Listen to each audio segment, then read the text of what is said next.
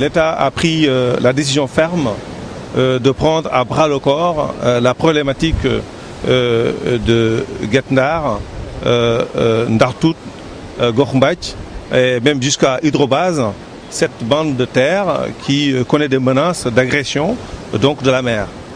Nous allons, sur instruction du président de la République, accompagner la commune de Saint-Louis avec l'ensemble des instruments dont dispose l'État pour apporter des solutions urgentes à la problématique actuelle en mobilisant tout ce dont dispose l'État en matière d'ingénierie sociale, mais aussi des solutions techniques de restauration de plages.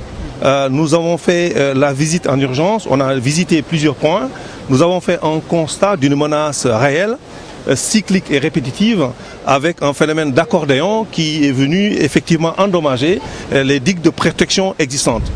La solution aujourd'hui, c'est aller vers une proposition rapide et urgente d'un plan de contingence pour absorber les peines des populations, apporter des solutions dans une ingénierie sociale, mais aussi proposer des solutions définitives pour inscrire Guet Ndar, Gox Mbathie, Santhiaba, toute la zone sur peut-être une longueur de 3,5 à 4 km dans des solutions définitives d'urbanisation adaptées dans une cohabitation avec une surface et une menace de la mer. Je voudrais d'abord manifester donc un sentiment, donc en tant que maire, en tant que porte-parole des populations, en tant que le premier magistrat de la ville, manifester un sentiment de population rassurée, vu donc le dynamisme avec lequel Monsieur le Président de la République a réagi et a pris en charge cette problématique, en dépêchant l'APIX.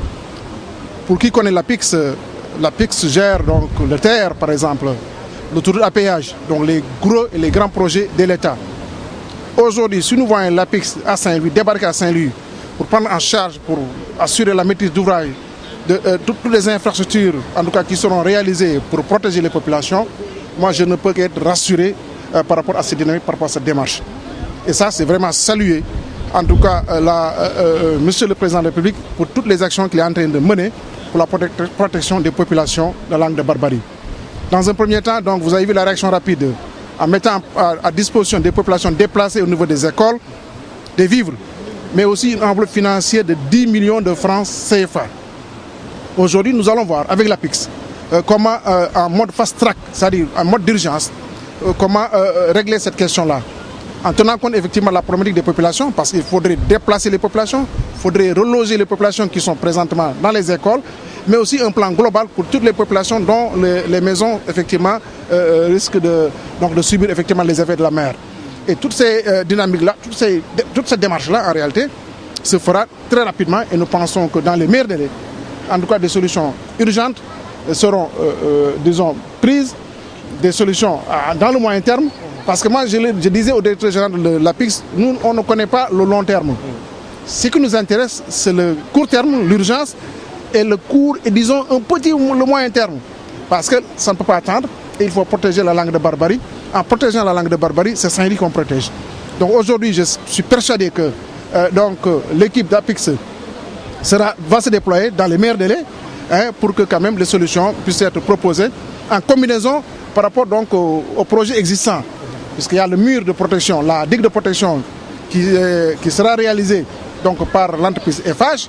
Et les travaux vont démarrer incessamment, puisque ce qui restait à disposition, c'était le certificat de conformité délivré par le ministère de l'Environnement. Ça sera chose faite, en tout cas, dans quelques jours.